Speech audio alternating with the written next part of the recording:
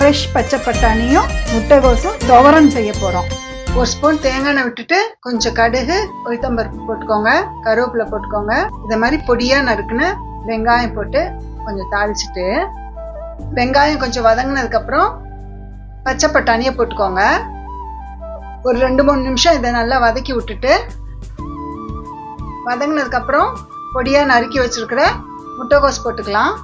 ரெண்டும் சேர்த்து 2-3 நிமிஷம் வதக்கிட்டு, இப்போ தேவையான உப்பை போட்டு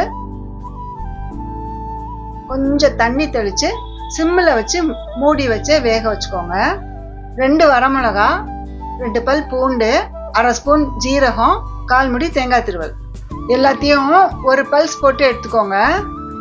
காய் நல்லா வெந்துருச்சு. இதை மாதிரி காயை ஒதுக்கிட்டு அரைச்சதை போடுவோம். ஒரு 1/2 ஸ்பூன் மஞ்சத்தூள் போட்டுக்கோங்க.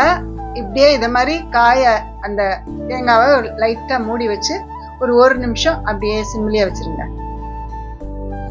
நல்ல 1 நிமிஷம் கழிச்சு இப்படியே எல்லா பக்கமும் நல்லா கலந்து விட்டுருங்க.